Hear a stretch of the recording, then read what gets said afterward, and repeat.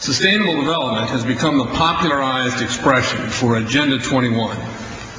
Agenda 21 is the 1992 United Nations Rio Declaration on the Environment and Development. It is the agenda for the 21st century you're living in today. For a brave new world where everything that you cherished and held true will no longer exist. Agenda 21 defines itself as the comprehensive plan of action to be taken globally, nationally, and locally by organizations of the United Nations systems. It also elevates nature above man.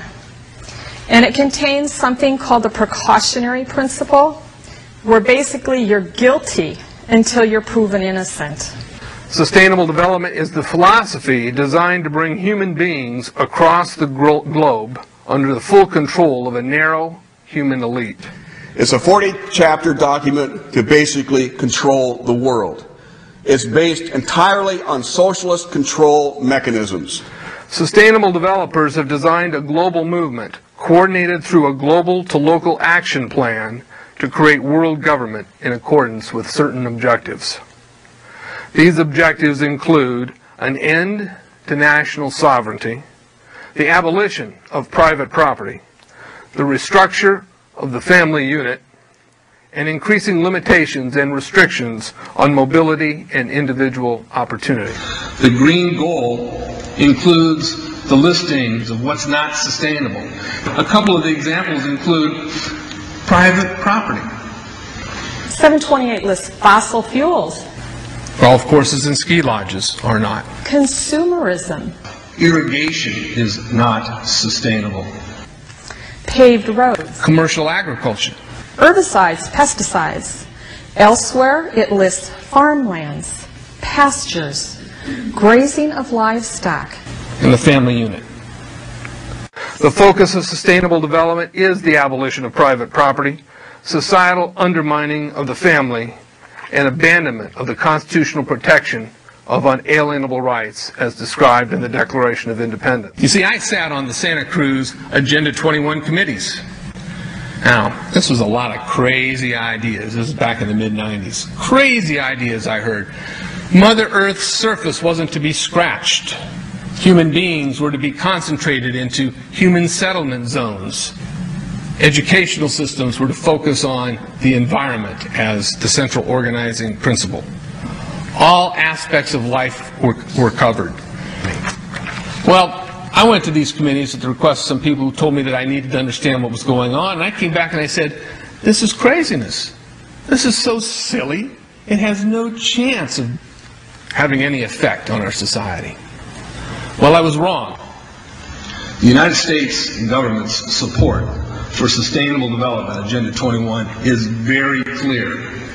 In 1992, while the Rio Conference was going on, George Bush, then president, was there where he executed the Agenda 21 protocols on behalf of the United States and brought it back to Washington, D.C. Within a year, Bill Clinton, by executive order, no congressional review, established the President's Council for Sustainable Development.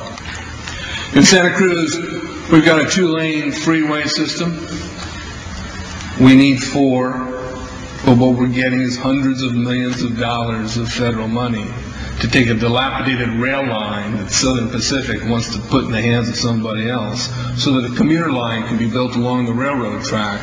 That'll be followed by 14-story buildings where people will live and stack them and pack them units, where developers, or so-called sustainable developers, will build these high-rises with federal dollars. In fact, Santa Cruz has received a $300 million federal grant to build the first 3,000 of these stack them and pack them units.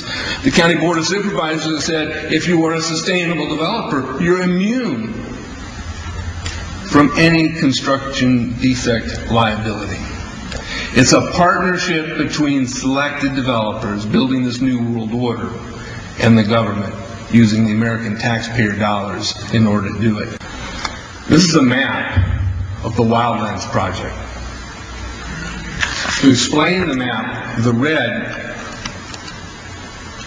are areas that are to be off limits to human beings. No resource development, No human activity. If you live there, you won't. The yellow areas are the areas for major control of all human activity. If you live there, you won't. The black areas, the black dots, are the smart growth zones. That's where human beings are to be stacked and packed in small living units along rail tracks. The Smart Growth Program ultimately has jobs assigned and children cared for by the state. The question has been asked many times how the people who are perpetrating these things expect to do this and make it last. And the answer to that is that you steal a generation of children and you indoctrinate them so that they accept these ideas and they become global citizens in the coming global village.